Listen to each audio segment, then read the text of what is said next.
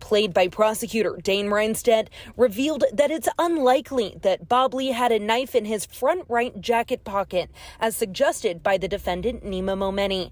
The video shows Lee and Momeni walking out of the lobby of the Millennium Tower apartments about 30 minutes before the stabbing, as a gust of wind causes Lee's jacket to flap, a trait prosecutors say shows Lee never had a knife with him in the first place, as they make their bid to jurors that Lee couldn't have attacked Momeni, forcing Momeni to act in self-defense, a quality they must prove beyond a reasonable doubt. It was corroboration that Bob Lee not only wasn't the type of person to carry a knife, but he appeared to, in fact, not be carrying a knife. And that was, I think, extremely helpful for the prosecution.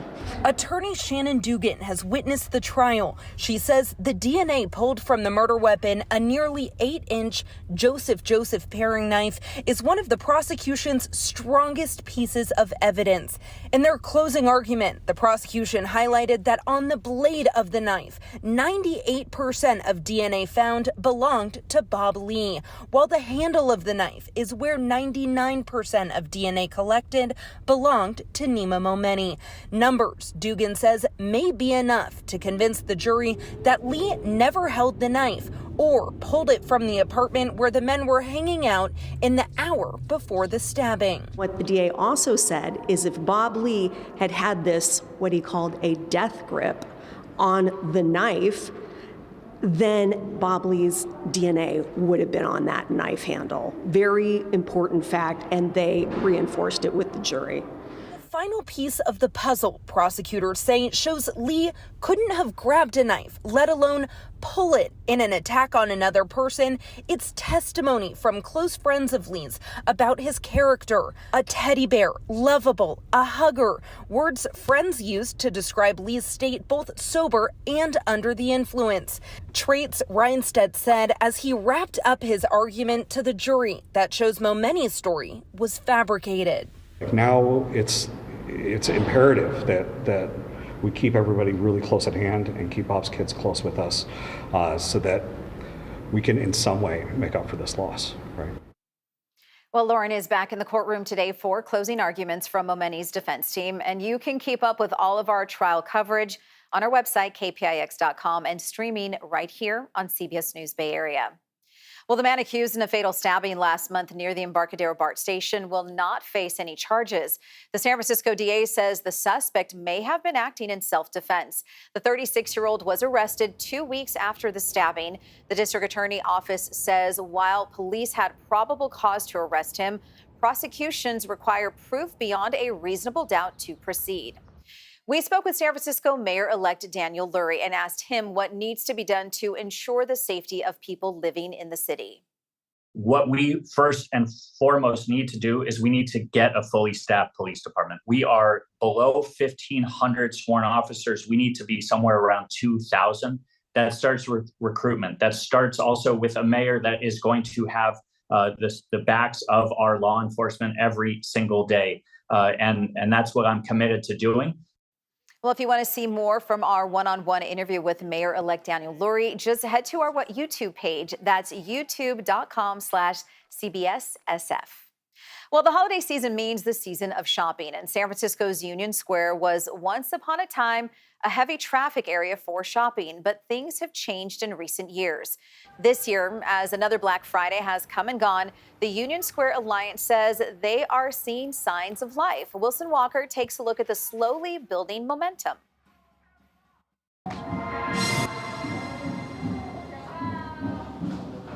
These are all the items that, that we're being shipped from over the weekend and the Cyber Monday. For Masood Attar, those online sales have helped fill some of the void left by the drop in foot traffic, primarily tourist traffic, at his Union Square menswear store. There's not that many left. Nordstrom is closed, Saks is closed.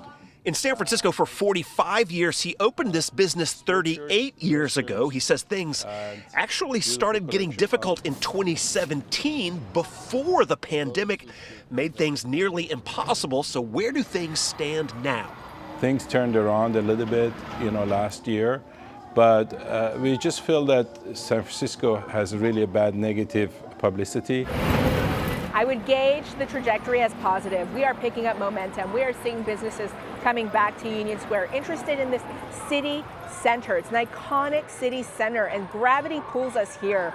Marissa Rodriguez is CEO of the Union Square Alliance. She says the district is showing signs of a recovery that will take some time.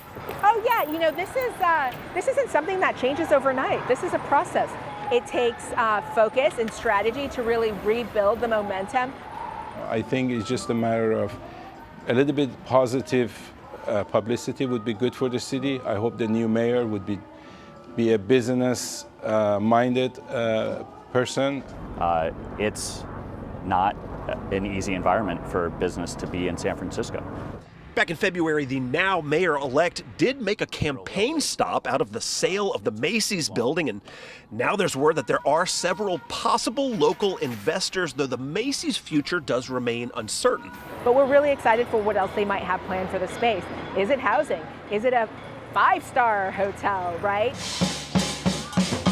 And on the subject of hotels, I am very sympathetic with people because I know some of the people from the lobby of the hotel, from the bartenders, from the doorman.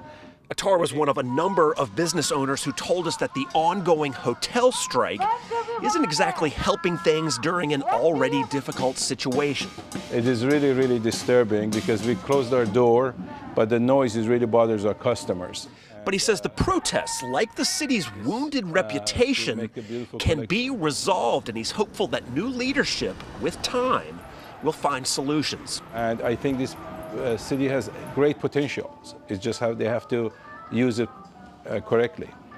Obviously, a lot of attention on the holidays, but if you talk to business interests here, they're already looking past that. January will bring the JP Morgan conference, that's considered one of the largest of the year, and then February brings the NBA All-Star game to San Francisco. So there's an interest in building momentum out of this year into the next calendar year and getting Union Square back on a more stable footing, something that, as you heard, is going to take some time.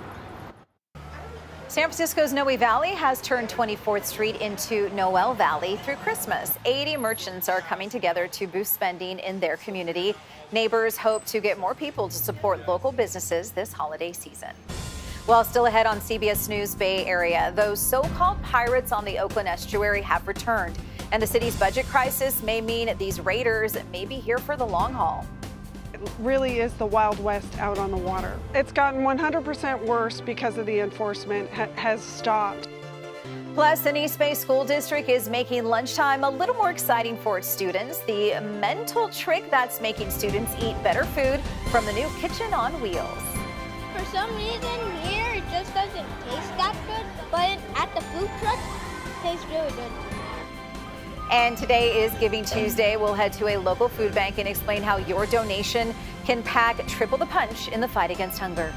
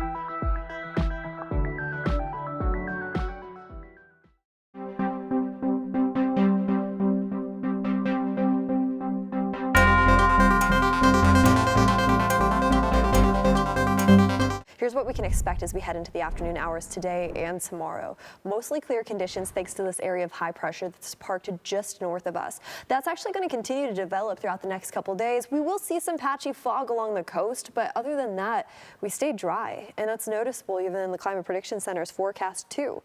They're showing for the next 6 to 10 days, we are going to be sitting drier than normal, widespread throughout the whole state of California as that system continues to just hold on tight to us. So we're going to see mostly sunny skies into the afternoon hours. We're going to see a little bit of patchy fog in the morning hours, but then daytime highs are nice and mild for this time of year and a little bit above average also. So get out there, take advantage of this beautiful forecast. We won't see rain anytime soon, at least for the next 7 days. Back to you. Well, last summer, Oakland made international headlines when so-called pirates moved into the estuary and began raiding boats stored in the local marinas. An effort was made to remove them, and it seemed to work. But as John Ramos reports, now the pirates are back, and the city's budget problems may mean they'll be here for some time to come. It's always fascinating to talk about pirates in Oakland, but there's nothing funny or romantic going on around here right now. And those who have a stake in this area are concerned about what's going to happen when the city starts swinging its budget axe at the police department.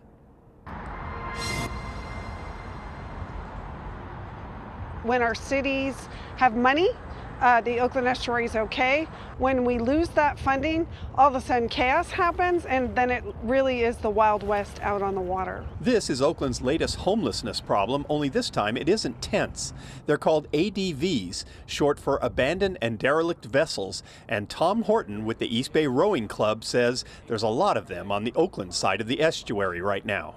The Alameda Police Department is much more active about impounding and removing boats. But on Oakland, due to a variety of factors, including lack of funding, you'll find this whole community of anchor-out boats that are illegally moored along the shoreline. A few years ago, homeless people began living in boats, often purchased for $1 from owners who were just looking to get rid of them. So Oakland passed an ordinance prohibiting any parking of boats other than in a marina slip. The problem is they really don't enforce it. The police department only has one officer dedicated to patrolling the entire estuary, and his salary is reportedly paid by the Port of Oakland. And now the problem is even worse. They haven't been able to get approval on their diesel contract, so they're unable to get, it's my understanding, they're unable to get fuel for their patrol vessels, which keeps them grounded. So old boats can be found all over the estuary, many of them half sunk. And even though the Coast Guard looks out at the problem every day, don't expect any assistance from them. No enforcement help. They will not cite the boats. They will not remove the boats unless they are a hazard to navigation. And all the derelict vessels have attracted a lot of crime. Small boats are being stolen, the most recent a pair of coaching boats at the Sailing Academy located at the Jack London Aquatic Center. It's gotten 100% worse because of the enforcement has stopped, and you actually have a lot of ADVs on the water. I think it definitely does feel like it's fair game and permission to come on out.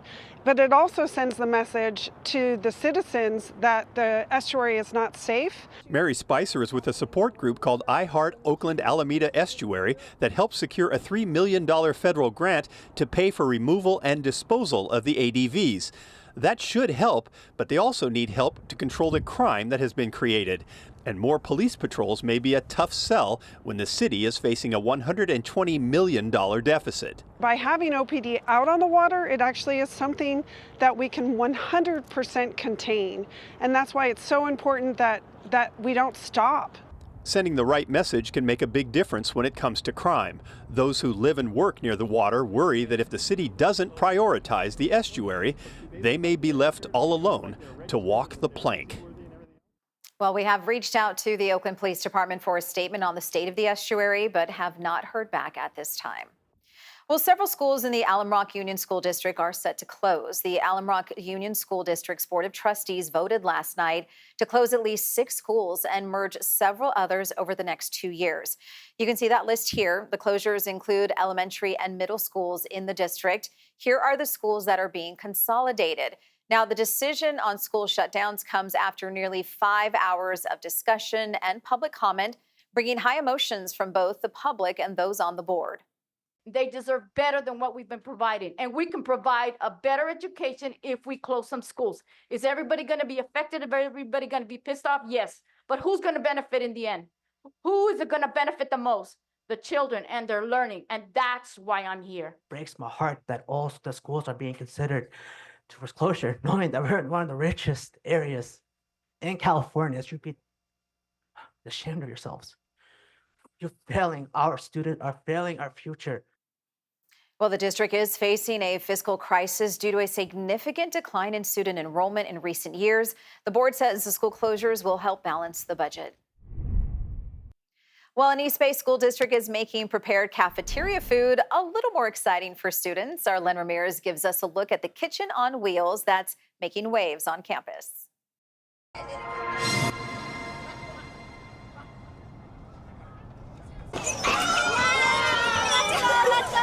For students at Colonial Acres Elementary School in Hayward, the buzz and excitement over lunch wasn't just about the food. It was more about how the tasty mac and cheese came from a colorful new food truck that was parked on the playground, and it tantalized the taste buds of 8-year-old Nathan and his fellow third graders. I go crazy when I eat food. Even when they finish eating it, I'm still hungry. Food.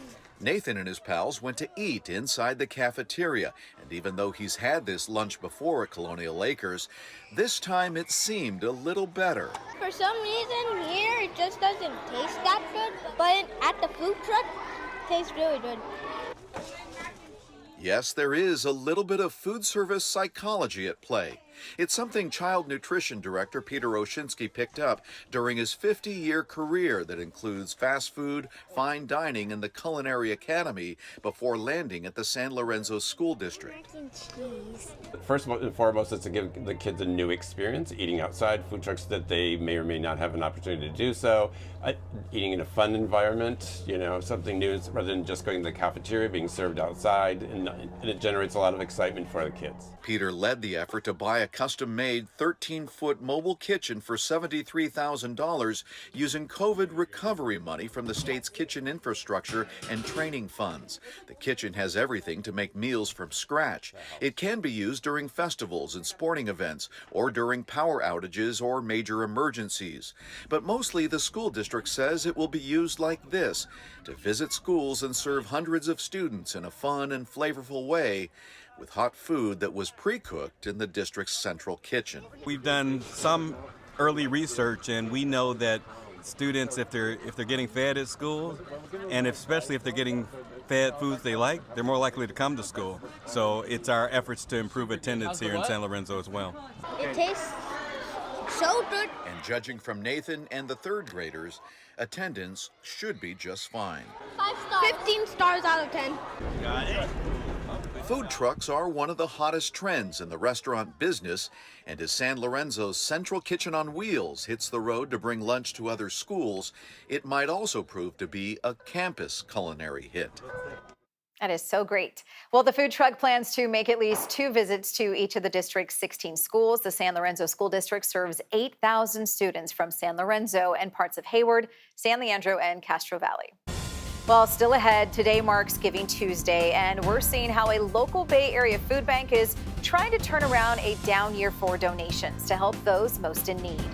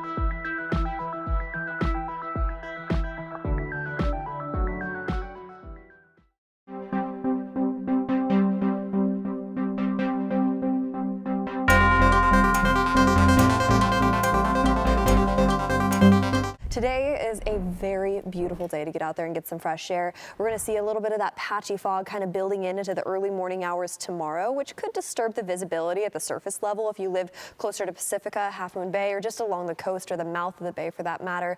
But other than that, we are staying dry, and that's great news for us. It's all due to high pressure sitting just inland, and that's delivering dry weather for us and keeping us away from those storms that are well offshore.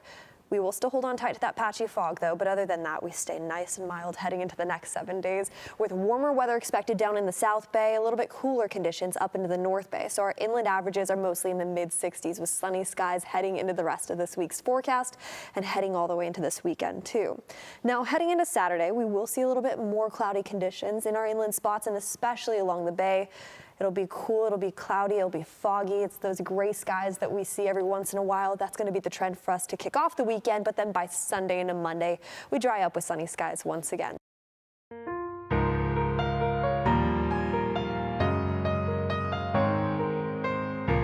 Well, today is Giving Tuesday, a day of generosity dedicated to supporting nonprofits that make a difference in our communities. Here in the Bay Area, the focus is on tackling food insecurity.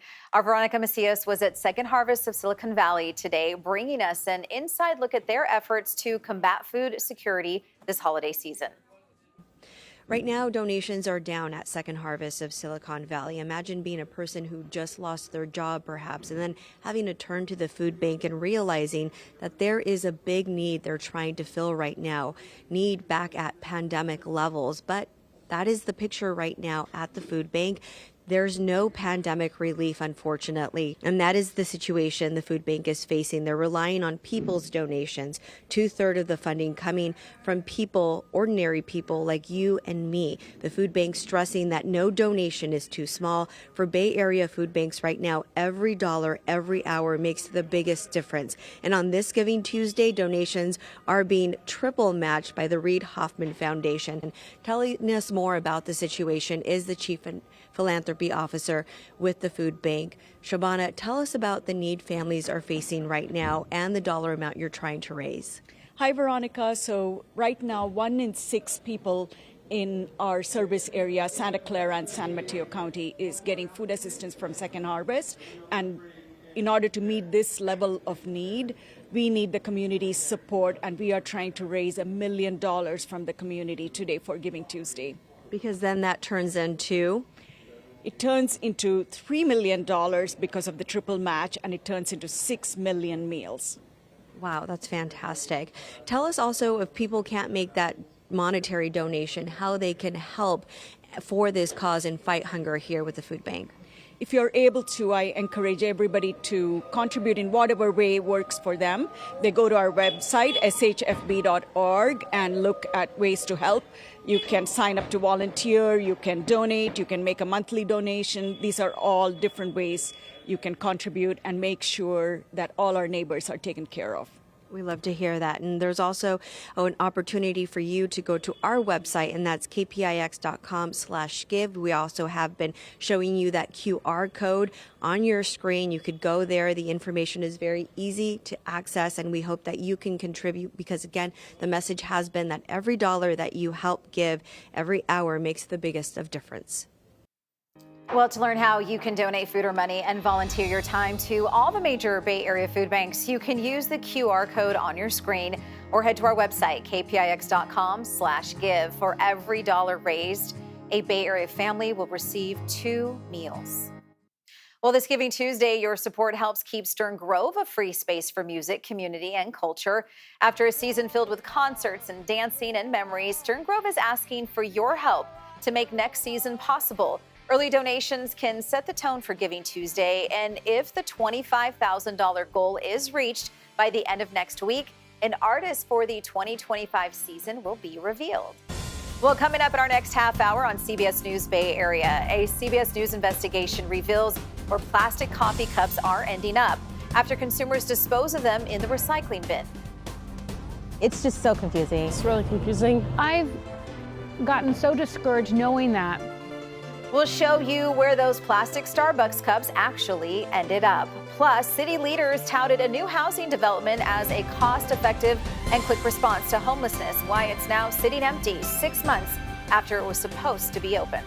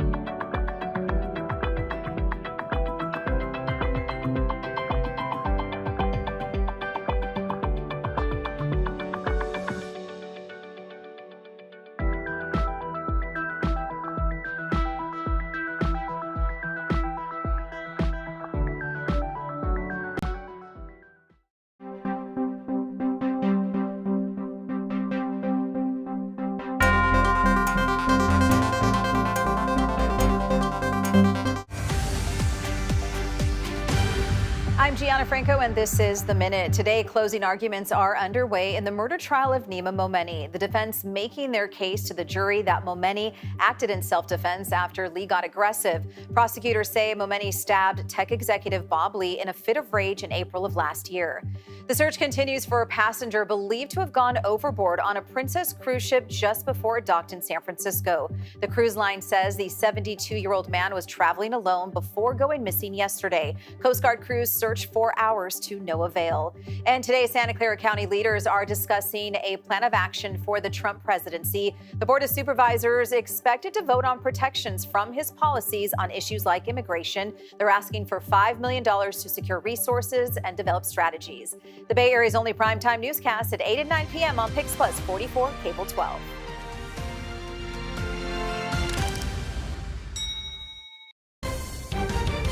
You're streaming CBS News Bay Area. Another beautiful and mild day for us here in the Bay Area. That's what you can expect anywhere from our inland areas with 60s in the forecast for us, all the way down into the Santa Clara Valley with some 70s in store this afternoon, and low 60s are expected along the coast in areas like Half Moon Bay and Pacifica. We have beautiful weather for us heading outside today. The winds are light. The temperatures are a little bit warmer compared to where we should be for this time of year, but there's a reason behind why this is happening for us. We're dodging all those storms offshore because high pressure is building its way in, allowing for us to see a nice dry weather pattern, a warm weather pattern too, and light winds, luckily, as we head into the next couple days. The only thing to mention is the fact that we do have that hazy sunshine and patchy fog right around the corner as we head into our midweek forecast. And that'll be noticeable as early as tonight, actually, along our coastline where that fog starts to really roll its way in just into the mouth of the bay in the early morning hours. So take it slow out there on the commute tomorrow morning, especially if visibility is low. Other than that, though, the Climate Prediction Center is showing the next 6 to 10 days drier than normal, not only for us here in the Bay Area, but widespread throughout all the state of California and southern Oregon too. That's all due to that area of high pressure. So here's what it's going to look like for us as we head into the next 7 days, starting off with the Bay. Yeah, there's going to be times where we see some clouds, but it's still a dry week ahead of us, not a raindrop in sight. And we're going to see mid to upper 60s in the forecast for now, cooling down just a bit more as we head into Saturday's forecast with more sunshine on the back end heading into early next week. Now we make our way over into our inland spots. This really is dependent on where you're at in our inland areas. For example, the Santa Clara Valley will still see 70s throughout the rest of this week, while our friends off into the East Bay will see mid to upper 60s in the forecast, with those partly cloudy skies also rolling in heading into Saturday. Jessica, thanks. Whether it's a festive holiday drink or your daily cold brew fix, many of us start off the day with a trip to Starbucks. 75% of Starbucks business in the U.S. is cold drinks, but what happens with all those plastic cups we use? As part of a CBS News investigation, journalists dropped plastic cups with trackers into 57 labeled recycling bins at Starbucks across the country to see where the cups went. Only 36 tags provided reliable data. Of the 36, only 4 pinged at locations that accept recycling. As our Juliet Goodrich discovered, even here in the Bay Area, at some locations, what you can recycle inside the store widely varies, and it's not up to Starbucks. Chilling out at Starbucks. It's a tea spritzer with cranberry. I got a strawberry acai lemonade. A caramel frappuccino, and it is a biodegradable straw. CBS News Bay Area visited 3 local Starbucks on Main Street in downtown Pleasanton, in Redwood City off of Veterans Boulevard on Walnut Street, and along Solano Avenue in North Berkeley. At each location, we bought a cold drink.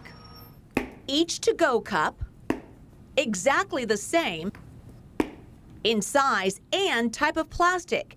It's called polypropylene, or PP5 for short. And while the cups are identical, that's where the similarity ends. Inside the store, each one is destined for a different bin: landfill, compost, or recycling. It's not up to Starbucks, it's up to the local jurisdiction. To me, it's just so confusing. It's really confusing. I've gotten so discouraged knowing that. In Pleasanton, cold cups go to landfill. In Redwood City, recycling. As for Berkeley, you're instructed to put them in compost. But that's a mistake. You can't put plastic in compost. And in Berkeley, plastic to-go cups are also against city law. Plain and simple. There is no circumstance where Starbucks or any other food purveyor in Berkeley can give you a plastic cup. Berkeley City Council member Sophie Hahn. In 2019, she authored a Berkeley ordinance which requires all single-use foodware, including to-go cups, are 100% compostable. The law took full effect 2 years ago. She says Starbucks needs to stop. One is that you're getting a plastic cup, and that is patently and absolutely against the law in Berkeley. And two, you're being told essentially to contaminate our composting stream by putting plastic into it. Starbucks told us they ran out of suitable compostable cups because of an issue with a supplier. We don't know when the problem began.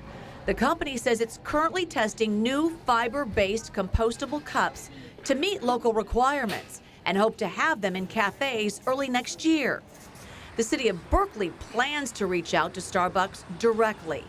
As for the bigger issue of what cup goes where, it's not just Starbucks. It's a mess. Kate O'Neill is a professor of environmental science at UC Berkeley and an expert in plastic waste. She says the recycling system is fragmented, confusing to consumers, and hard on large companies. This country has a complete mishmash of recycling laws and practices, what gets thrown away, what gets picked up, what goes to compost, what just goes straight to landfill, what can be recycled. What's not confusing, the amount of plastic waste is growing exponentially. Most ends up in landfills or incinerators, as well as the environment. All the trash in the ocean and stuff. It's a concern for me, and when you get to the nitty-gritty of it and finding out it's really not fine, it's really disturbing. And I just worry about my children. Brewing up concerns about the future. While the new Starbucks cold cups are made with up to 20% less plastic, you can also use your own clean personal cup. They'll serve your drink in it, whether you order in store, through the app, or at the drive-thru. Well, there's a debate in San Francisco's Soma neighborhood over whether a building should be turned into transitional housing for youth. It would mainly serve young LGBTQ people who are homeless seeking stability. But some business owners and residents say while they're supportive of the concept, they also want assurance that the city has resources in place to prevent increased crime and drug use. Soma, as a neighborhood, we absorb the most as far as any neighborhood in the city, as far as providing our neighborhood and our space to folks in need. In my experience, I tend to stick to the streets when I'm walking my dog that have the well-managed programs like that because they always have security.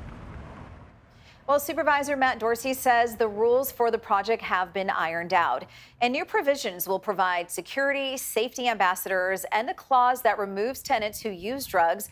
A final decision is expected this week. Well, in the South Bay, a project in South San Jose that promised to house homeless people has now been delayed.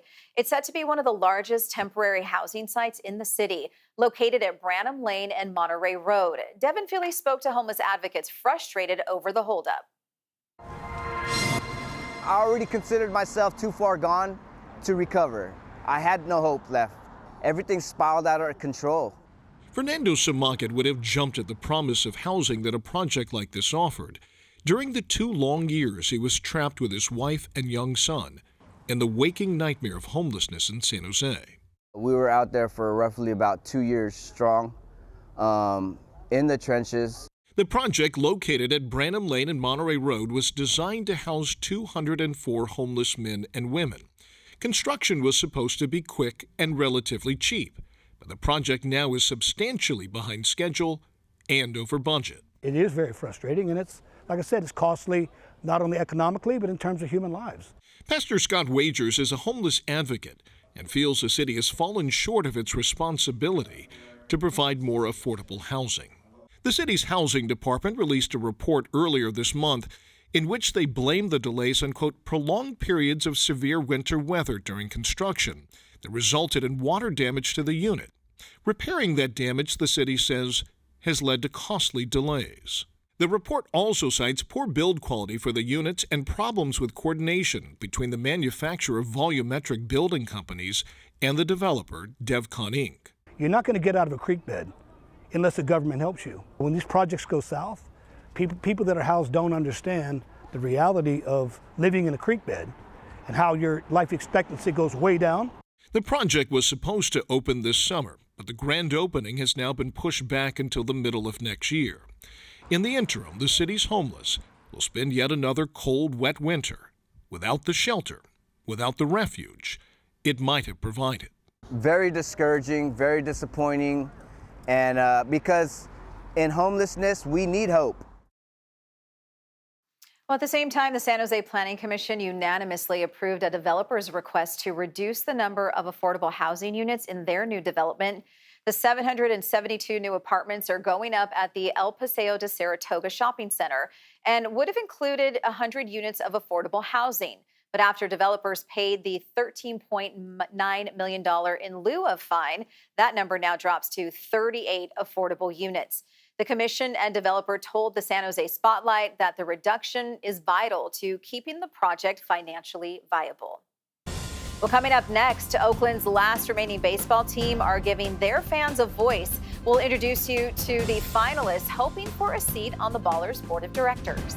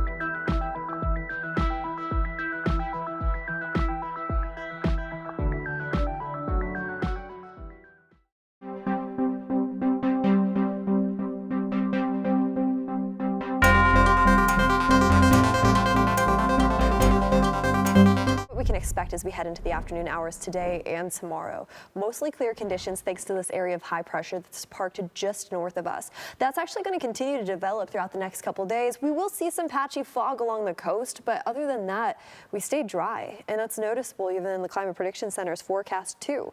They're showing for the next 6 to 10 days, we are going to be sitting drier than normal, widespread throughout the whole state of California as that system continues to just hold on tight to us. So we're going to see mostly sunny skies into the afternoon hours. We're going to see a little bit of patchy fog in the morning hours, but then daytime highs are nice and mild for this time of year and a little bit above average also. So get out there, take advantage of this beautiful forecast. We won't see rain anytime soon, at least for the next 7 days. Back to you. All right, Jessica, thank you. Well, the Oakland Ballers will host a fan election town hall tonight to choose their newest board member. And 2 fans who love the city are now vying for a seat at the table. The 2 will be present during tonight's town hall, sharing their ideas and answering questions. But at the end, only one will be named to join the Ballers ownership group. Our Amanda Harry introduces us to the 2 candidates.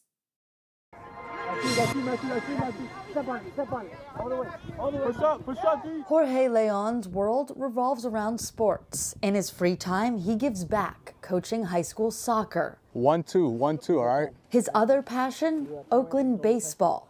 That led him to found the fan group Oakland 68s. But little did he know that passion could lead him straight to a front office. So Oakland, because Oakland doesn't cater to billionaires. We do what we want and we create changes. Leon says he identifies with the Oakland Ballers' mission.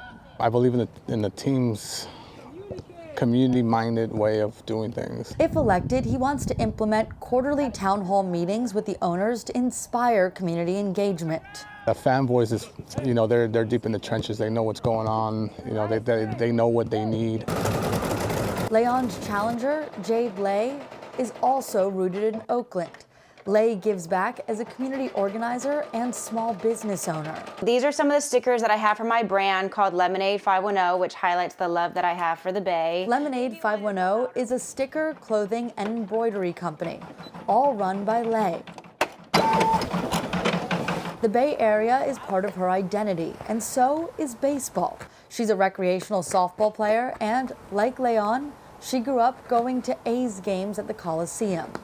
With this whole grieving process and over these last couple years, emotionally with baseball, it's really exciting that the Ballers are really grounding themselves in Oakland. She says she knew immediately she wanted to apply for the position. When the opportunity came up to be in a leadership position, to be in community, I was like, I want to do that. Lay is humbled by the support she's received to make it to the top 2.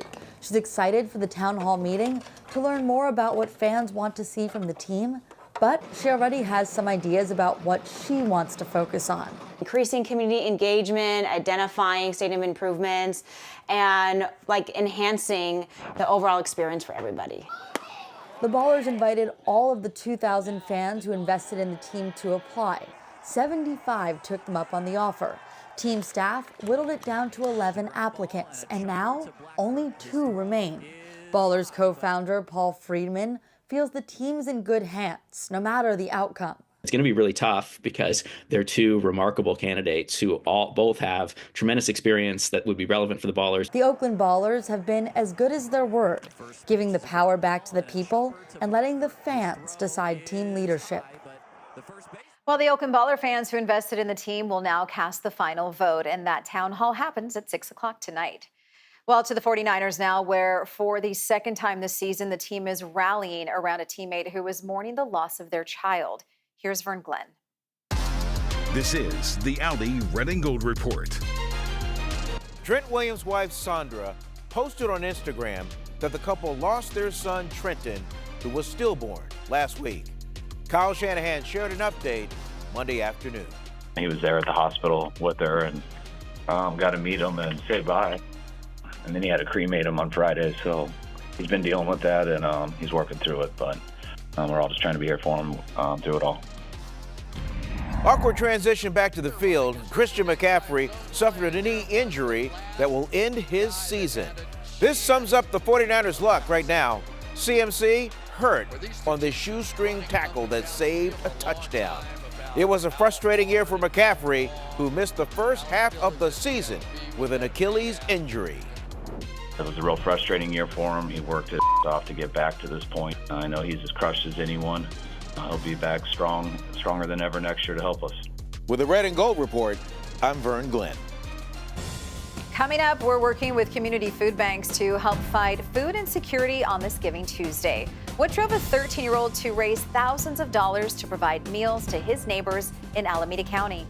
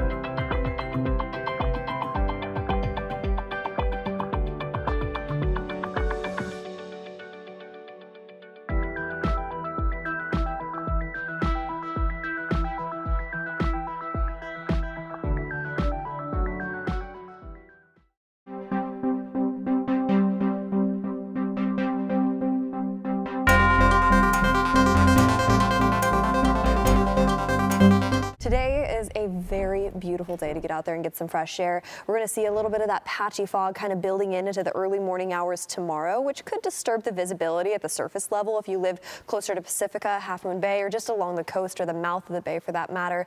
But other than that, we are staying dry, and that's great news for us. It's all due to high pressure sitting just inland, and that's delivering dry weather for us and keeping us away from those storms that are well offshore.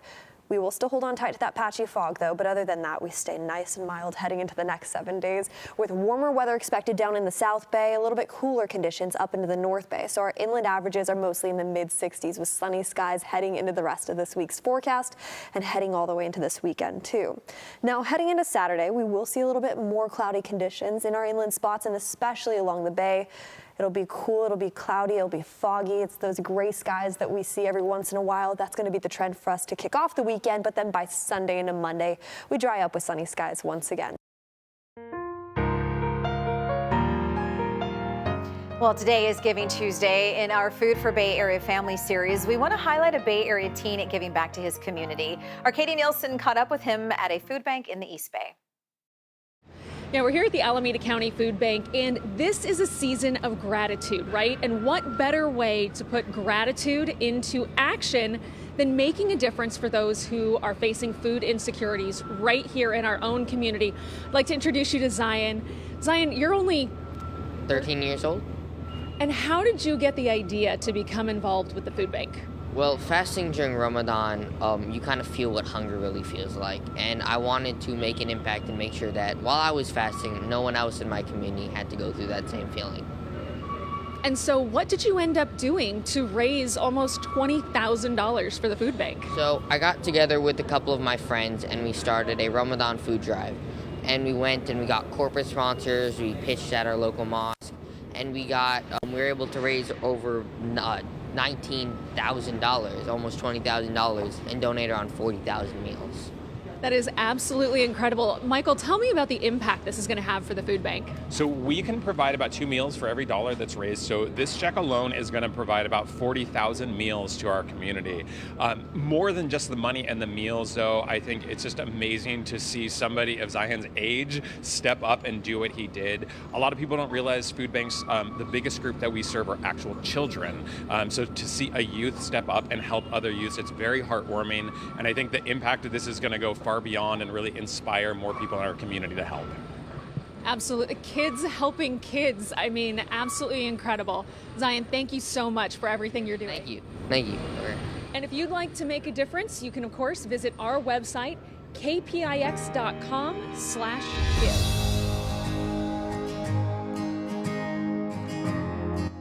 Well, thanks for streaming CBS News Bay Area. I'm Gianna Franco. We'll be right back with your First Alert forecast and a look at your top stories.